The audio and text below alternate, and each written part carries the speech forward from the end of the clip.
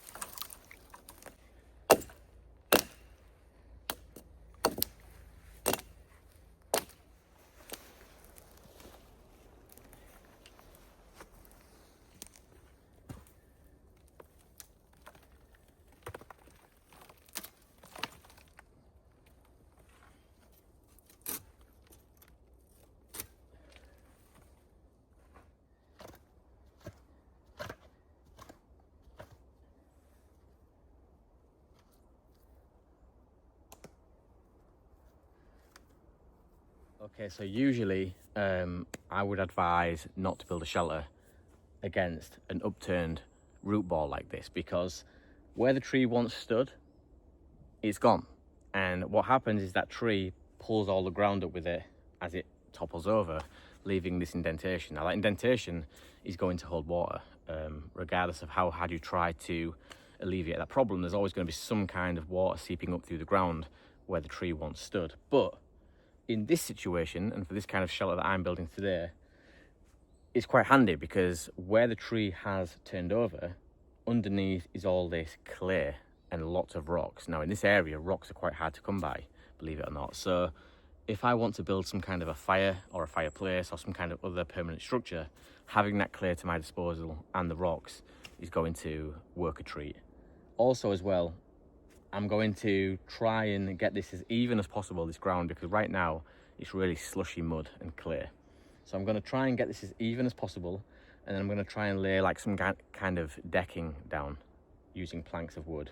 I'll put a bed on top of that, and then using this structure that's already in place, this root ball, I'll stack pieces of wood along the top to build my my shelter and protection from the elements. So hopefully this all goes to plan. Will I get it finished today? I have no idea, but I'm out in the wild, I'm out in the wilderness, enjoying nature, listening to the sounds of the birds, and what more can you ask for? It's absolutely beautiful. So yeah, I'm gonna crack on, and hopefully you guys are enjoying the video this far.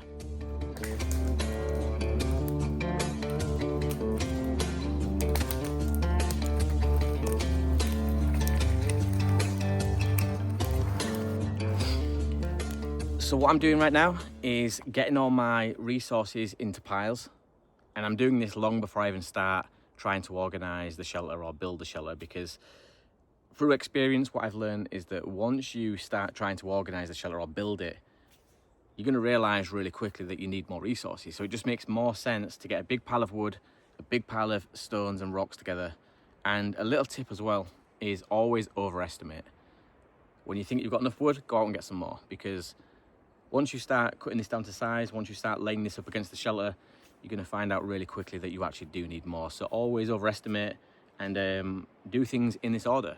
Get your piles of resources before you even start trying to build a structure. It just makes life so much more easy.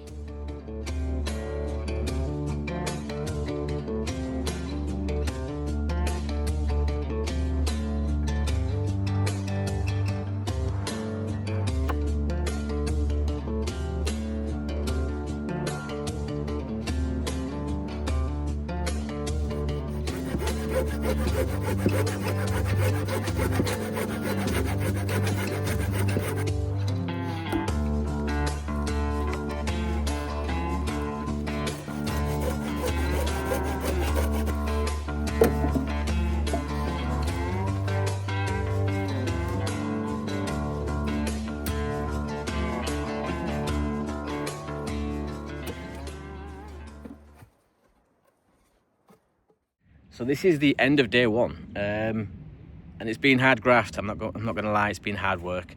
You know, as it is with any shelter building, there's always a lot of cutting, splitting, chopping, dragging, carrying, you name it.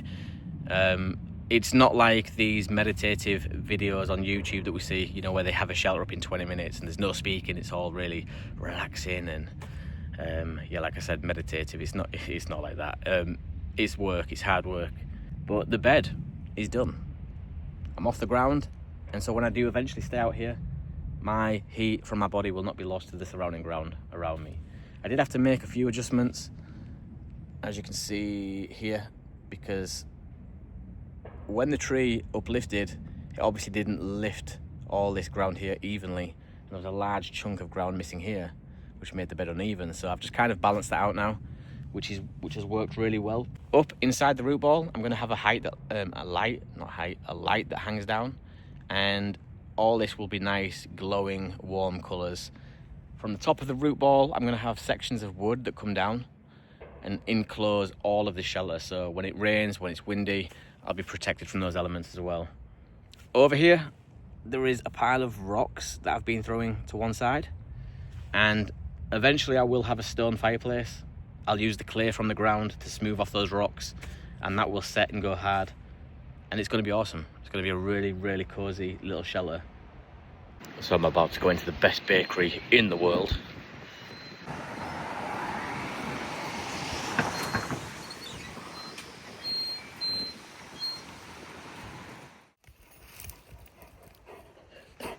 Good girl.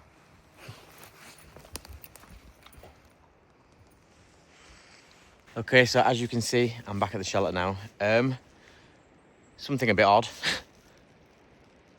I turned up 10 minutes ago, and resting in the middle of this bed was one of these great big rocks. Now, I didn't remember leaving a rock on the bed. Why would I have done that? And so I went back in my album, because just before I left yesterday, I took a few pictures of where the base was at, where the shelter was at now in its progress. And sure enough, there was no rock on the bed. So I don't know how that got there, which is a bit unnerving. But it was this. That was placed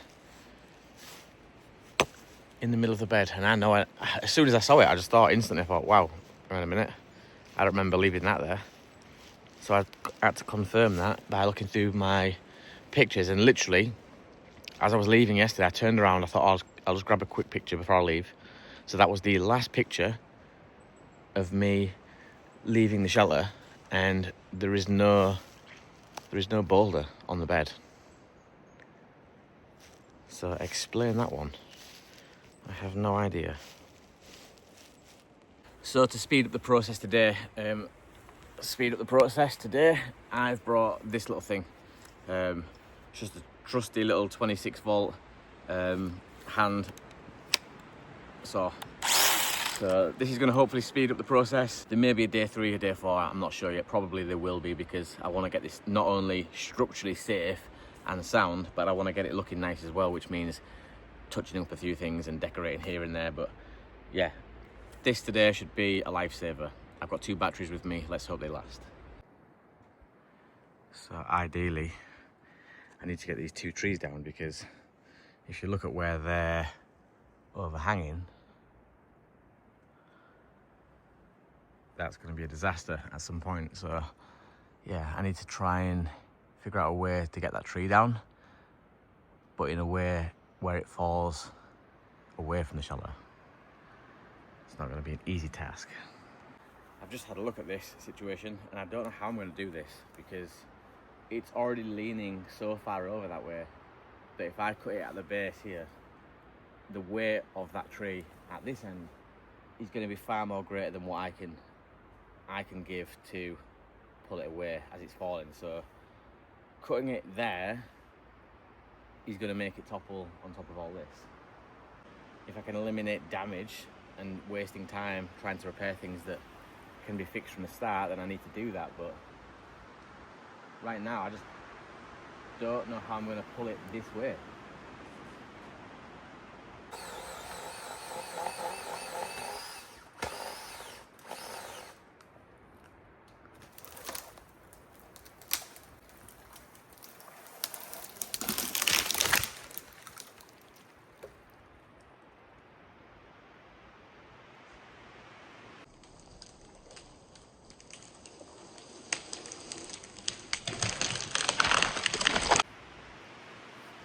How lucky was that? So I don't know what happened, but while it was falling, it got caught up in another tree, I think, which span it, sending it by inches away from the shelter. So that couldn't have worked out any better. I honestly just thought it was going to be a case of it falling on the shelter and me patching up wherever possible, but I don't know what happened. That was just the luck of the draw in my favour as well, so I'm not complaining. But I'll save the disaster later on down the road, and that's the main thing. Okay, so what I'm thinking is, obviously I don't want to, I mean I could do this, but it's going to take so much time, so much effort and work to fill all this space in, log by log by log by log. That's going to take a lot of cutting, a lot of dragging logs through the forest, and it's hard work. So what I'm going to do is I'm going to use the most of these logs that I've got by spacing them out evenly, and then I'm going to go across this way with smaller branches and logs, throw the tarp over, because really all this here is just the skeleton for the waterproof layer that's going to go on next. And then on top of the waterproof layer, I'll put loads of moss and greenery stuff to make this all blend in. Yeah, it doesn't need to be, you know, airtight log side by side all the way around. It doesn't need to be that. This is just literally a skeleton for that waterproof tarp that's going to go on next. So yeah, I'm going to save myself a lot of time just by evenly spacing these out and then going that way with a few more branches. Whew. So yeah, that works a lot better. It makes the most of the branches I've already got, and like I said, once I've got that support underneath, it's literally all going to get covered over anyway, so that saved me a lot of time. I have seen people that do it the other way. I have seen people that will go log by log all the way around, but you can imagine this is a large area all the way around to get covered with logs. That's a lot of work. So yeah, time is not on my side, and this is going to work just fine. So yeah, I'm going to stick with this. Also, it looks quite good as well, like a teepee type of style.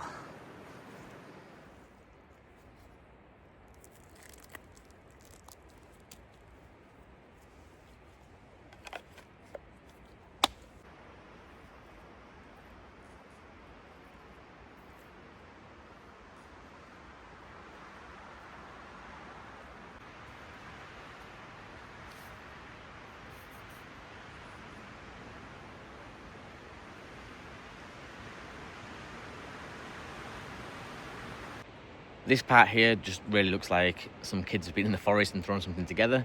I get that, but this is the most important part, because without this structure in place, without everything being tied together real tight and solid, we don't have a foundation. And so when it comes to laying the waterproofing shelter, the tarp, and all the foliage that goes on top, if this stuff gives way, it's all for nothing. So yeah, I'm really pleased with what I've done today. I'll be back again hopefully next week now, I think, but you can see the skeleton is finally starting to take shape, and you can imagine this being covered in moss. This is our little doorway. Everything's waterproofed, or it will be. There's going to be a little stone fireplace in the corner. I'll take you from a little detour right now, actually. Okay, so yeah, this will be the doorway. All this will be moss. It'll all be blended in to the environment. We'll walk through here. I'm going to get like some steps or something, create some like steps to go down into this bit, because it's a bit of a drop. But you can see how this is going to look inside. There's plenty of room. I've got all my stones over there ready to make the stone fireplace. obviously that will be going up, the chimney of that will be going up through the top, so all the smoke will leave the shelter. The ground inside here is really uneven, so I'm going to have to bring a shovel at some point or create my own shovel and rake everything even. I don't know what I'll do for the floor yet. I don't want it to just be soil and dirt like this. I'm going to put something really quite fancy in here. And again, with this back bit, it's quite cool, but if I can do something to mask that, that'd be quite good as well. It'd make it look really more inviting and homely. The bed is solid, it's nice, but there will be something else on this as well. Obviously, I'm not just lying straight onto the logs, but it's off the ground, and that's the main thing. So yeah, hopefully you can see now what the idea is and how it will look if everything goes to plan in the end.